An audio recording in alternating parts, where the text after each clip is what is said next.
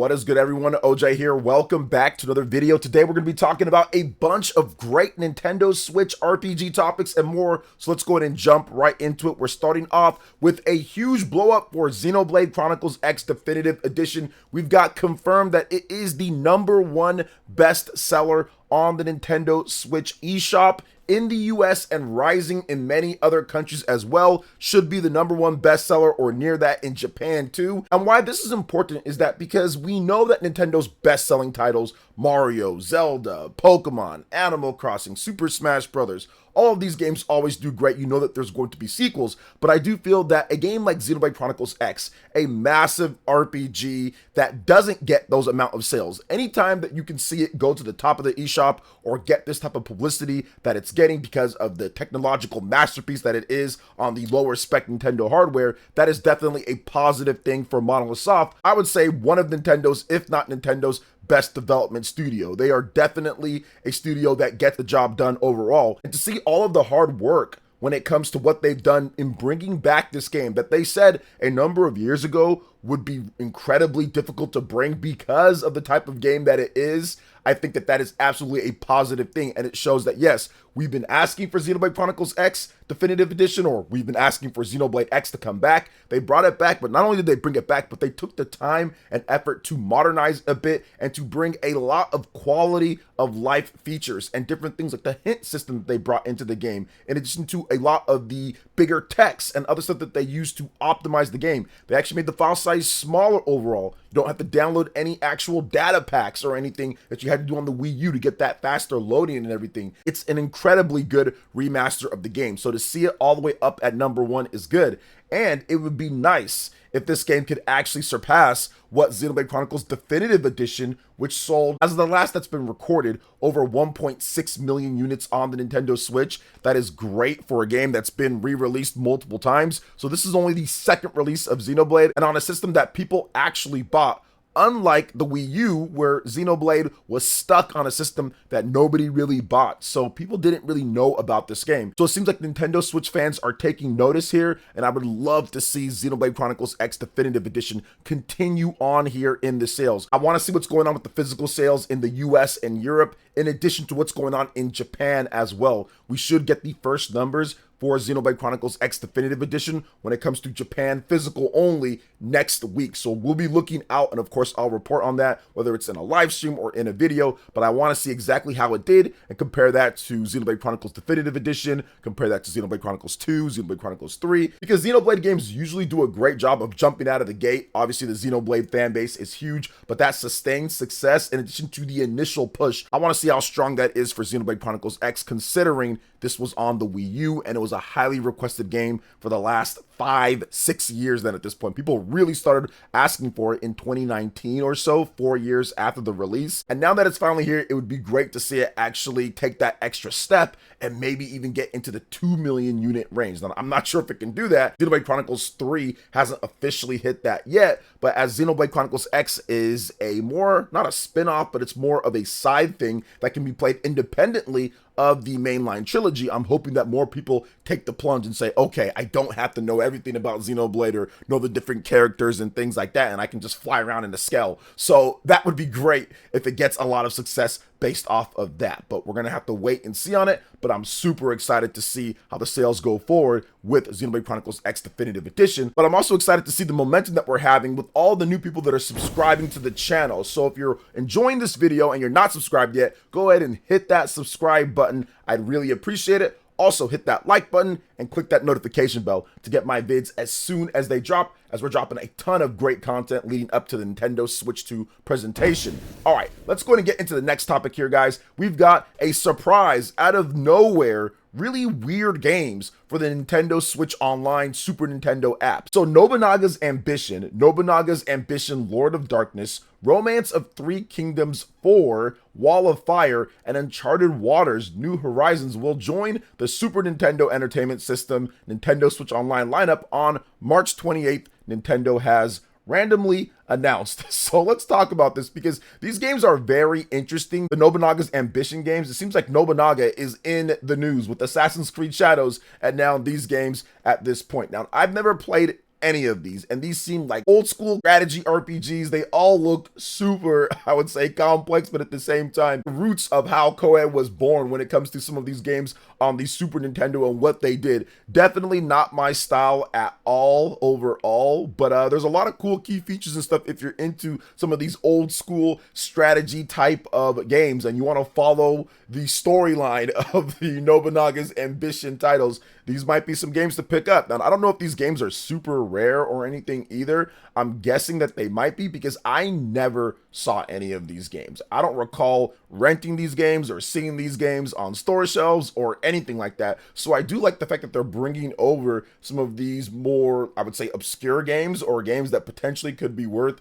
a lot of money. If you're not downloading ROMs or whatever the case is and you want to be able to play it legit, then yeah, it's right there for you to play. Now, the one game that I want to talk about a little bit more that actually caught my eye out of all these titles is the Uncharted Waters New Horizons game. And I want to go over this one because it states that this is the ultimate role-playing adventure. Imagine a time when mighty natives controlled the seven seas, ruthless pirates searched for hidden treasures, and scholars argued that the earth was round. Now picture yourself as a young explorer on a mission that will carry you to the four corners of the globe. Play the son of the Portuguese Duke out to discover the legendary land of Atlantis, a Spanish female Navy lieutenant turned pirate, a British privateer commissioned by Henry VIII to destroy the Spanish fleet, an Italian adventurer in debt from his father, or a Turkish orphan starting his own trade business. Your adventure will take you to over 130 exotic destinations. Along the way, you will discover exotic monuments,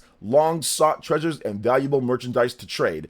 As captain of your fleet, keep a careful eye on the horizons or pirates eager to steal your valued cargo, or an enemy navy at war with the flag your ship flies. Once in a port, remember to recruit mates, purchase new ships and gunnery, gather useful information, and settle disputes with your enemies by challenging them to a duel. Get ready for an adventure of a lifetime. This game seems incredibly complex, especially when you're looking at what the Super Nintendo was at this time. It actually looked pretty cool, kind of reminded me a little bit of, I don't know, like a pirate Fire Emblem at times when it comes to the display and the UI and like the graphics and everything, and how you fight when it comes to some of the stuff that they showed. So it actually looks pretty cool. What do you guys think about these different titles? Some people were thinking, man, these are super weird games, but at the same time, maybe you might find something that you find really interesting. This Uncharted Waters game is definitely something that I have to check out myself just because of how ambitious it is for a Super Nintendo game and everything. So what do you guys think about these updates here? Let me know in the comment section below. But next up, we're going to move on to Atelier Yumia. We've got a really cool crossover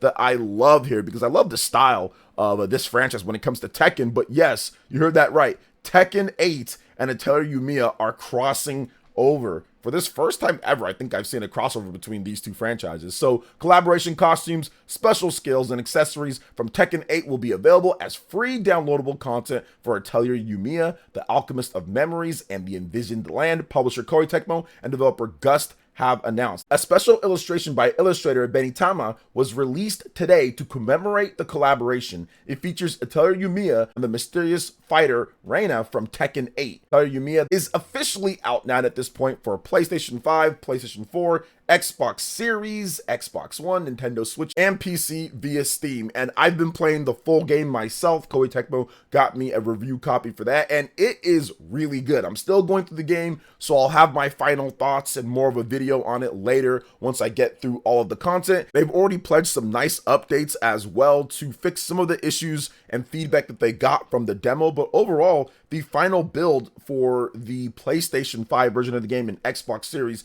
is pretty solid. Now, the Nintendo Switch version definitely needs a bit more optimization and work. From what we can see with the demo and everything, the frame rate is dipping below 30 frames per second quite a bit. Now, it is a weird kind of hybrid turn-based action RPG type of thing, so it might not be as affected as much in battles, but there are times when you have to dodge real time and everything. So I do think that sometimes those dips will be affected or felt there, but the open world definitely a bit crusty on the Nintendo Switch as well when it comes to the environment detail and different things. So optimization is absolutely needed a bit more for that game, and definitely at a time when you have something like Xenoblade Chronicles X Definitive Edition and how lush and awesome that game looks on the Nintendo Switch. I do feel that having some optimization for the Switch version of Atelier Yumia would be ideal going forward for the sales of it, because I think a lot of people are actually going to want to buy this game on the Nintendo Switch, as Atelier Ryza was best selling on the Nintendo Switch platform. Now, I don't know about worldwide, but I'm pretty sure the sales are pretty even or slightly towards Nintendo Switch. So I hope they can get that optimized,